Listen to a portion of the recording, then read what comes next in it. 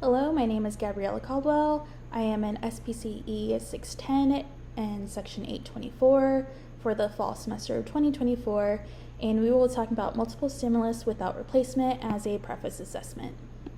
All right, there are multiple purposes of preface assessments that will help determine a preference hierarchy, giving us highest preferred, moderately preferred, and lowest preferred items. The highest preferred items can serve as a reinforcer, which can likely increase a desired behavior from the individual. It will help providers create a more personal intervention based off the reinforcers, which would most likely be our highest preferred items. And it would give a more positive environment. It would make the therapeutic environment more enjoyable for the individual because they will then have access to this highest preferred items. All right, moving on to how to conduct a multiple stimulus without replacement. We'll first lay out multiple stimuli in front of the individual. So we'll say, let's do an array of 7. We'll then allow that individual to select one item out of that array. We will record this response, and then we will not replace that item that was selected by the individual. We will then cover up those items, rearrange the remaining items, so we will now have an array of 6. We'll then let the individual select again from those remaining items and record that data. Again, we will not replace that item that was selected. We will continue those steps until all items are then selected. So we'll move on to data collection. So this is what a multiple stimulus without replacement data sheet will look like. We will list all the items here, and for our example, we will have Donald Duck, Iron Man, Pluto, Groot, Goofy, Spider-Man, and Stitch. So we have an array of 7 here. We will then let this individual go ahead and choose. And it looks like for their first trial, they chose Donald Duck. And recording that data, we'll put that the item selected here was E, and then we'll mark where that item was in this array. And then we'll move on to trial 2. It looks like all the items here were slightly rearranged. We now have an array of 6. So we'll then let the individual select again here, and it looks like they selected Spider-Man. We will then mark item B as the second trial, and then again mark the placement of that item within that array. And then we will then sum up the data. And so hypothetically, if we continued on with our example, we will say that item A was picked 4th in the first session, 3rd in the second session, 2nd in the third session, and 2nd in the 4th session, giving us a total of 11 points here.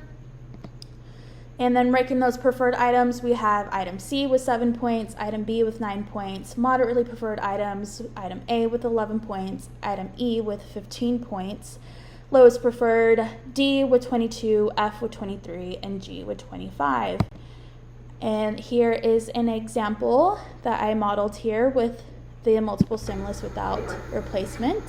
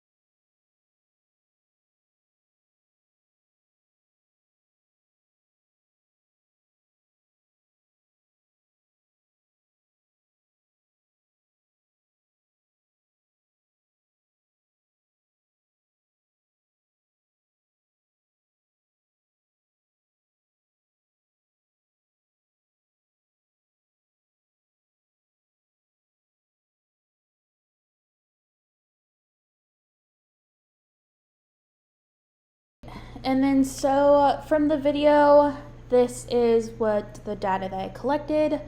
Item E was picked first, item B was picked second, F third, A fourth, C fifth, D sixth, and G seventh. And I went ahead and did 3 more sessions here with Daniel. And this is what my data collection looks like.